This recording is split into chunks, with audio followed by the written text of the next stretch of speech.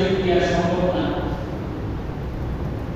বলেন না, একসাথে বলে যে 15,000 টাকা একটা তার তো 15,000 দেওয়ার ক্ষমতা নেই, সে চিন্তা করলো কি পরিবারের সদস্য আলাদা আছে, তার কাছ থেকে কিছু কিছু নিই, তারপর সবাই মিলে একবার দিই, পরিবারের লোক আছে 4 জন মনে করেন যে এবার 3 জন আছে, 5,000 করে দিয়ে 3 জনের মিলে 15,000 বসে একবার দিয়ে দিয়েছে, কিন্তু সবাই পুরো নষ্ট হয়ে যাবে, সবাইটা নষ্ট হয়ে যাবে, কারণ 6 জনের তো 6 বার দিছে, আর এই 7 নম্বর বাকি আর কয়জন হয়েছে?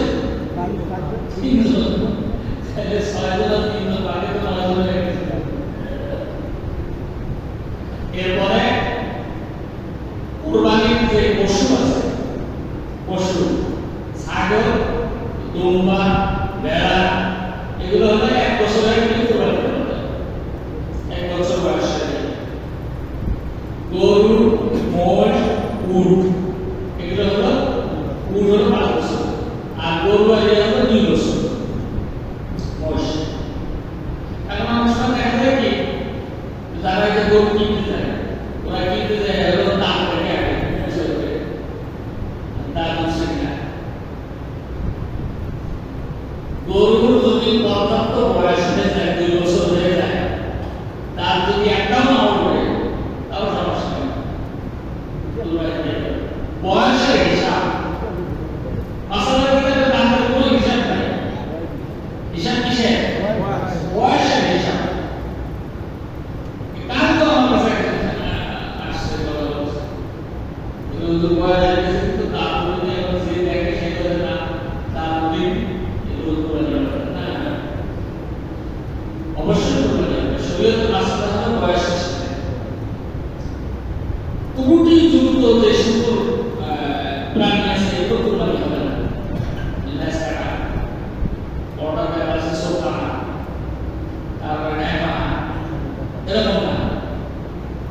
আল্লাহ পাকের জন্য আপনি কুরবানি করবেন, সেই প্রাণীটা অবশ্যই দেখতে সুন্দর হওয়া চাই। কি বলেন? আল্লাহ আপনি দিতেছেন কারণ যদি যখন হাদিয়া দেয় তখন সেই জিনিসটা তো সুন্দর হওয়া চাই।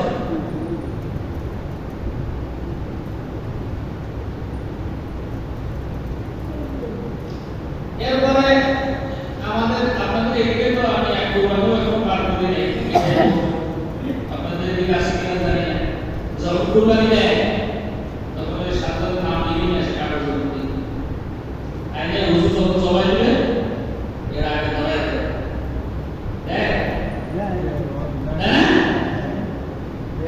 আপনারা ভুল বহু জায়গায় আছে দেয়, আমরা সবাই কি আমরা জানি তো ছবি চালাবে হুজুর দিয়েছে নামগুলো পড়ে, নামগুলো আগে পড়ে না,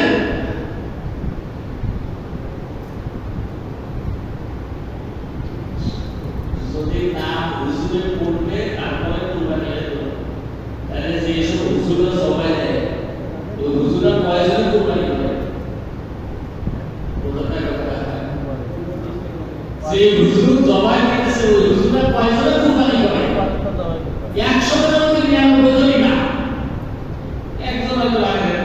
তাহলে হুজুর মনে চায় না কুরবানি দিতে, হুজুর মনে চায় না, হুজুরের তো সামর্থ্য হয় না, হুজুর দেখলো যে এটাই সুযোগ, কাগজ যখন আমার হাতে দিছে একজনের নাম সাইড করে দিবি, আমার নাম দিয়ে দিবি, পারবে না? আস্তে আস্তে করে পড়লে হুজুরের নাম দিয়ে দিলে কুরবানি দেবে, তাহলে কি হলো? আপনার কুরবানিটা এই জন্য নাম পড়ার সাথে কুরবানির সাথে কোনো সম্পর্ক নেই। কুরবানি আপনি পশু কিনতেছেন, আপনি কুরবানি দিতেছেন, এগুলো তার জন্য করতেছেন, সে দেখতেছে না, সে জানে না, তার এখন নাম বলে বলে শুনবো লাগবে, নাম বলে বলে শুনবো কোনো দরকার নেই। আল্লাহ আপনার থেকে দিয়ে খাবার জানেন, তাই আমাদের সমাজে আমি বিগত ইমামতি বিভিন্ন শ্রেণীর মানুষ সামনে দর্শন করে, যে ব্যক্তি শুধুমাত্র গোশত খাওয়ার জন্য কুরবানি দিবে, তার কুরবানি হবে? হবে না, হবে না। তাহলে সে যে শুধুমাত্র গোশত খাওয়ার জন্য কুরবানি দিতেছে, আপনি বুঝবেন কিভাবে? আপনি কিভাবে বুঝবেন? একজন নামাজ পড়ে না, রোজা রাখে না, যাকাত দেয় না, অন্য বেলায় সে ইবাদত করে না, আপনি কি তারে বলতে পারবেন সে গোষ্ঠ ভালো করে দিতেছে? বলতে পারবেন? এটা আপনার সুযোগ নেই। কারণ এটা হলো মনের ব্যাপার। আর শরীয়তের মনের বিচার করা একদম নিষেধ। শরীয়ত হলো মুখের বিচার করবে। কেউ যদি বউ তালাক দিয়ে দেয় আর ঘরে যায় করে যে আমি মনে মনে তালাক দিয়ে মুখে কইছি আর কি, কাজ হবে?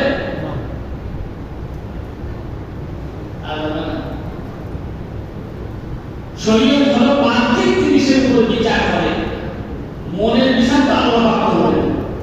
কারণ কার মনে কি আছে না আছে ইন্নাল্লাহ আলিমুন বিযাতিস সুদূর, আল্লাহ সব জানেন, অন্তরের অন্তরস্থ খবর আল্লাহ জানেন। এজন্য কারোর উপর ভাব করার কি নেই, সুযোগ নেই।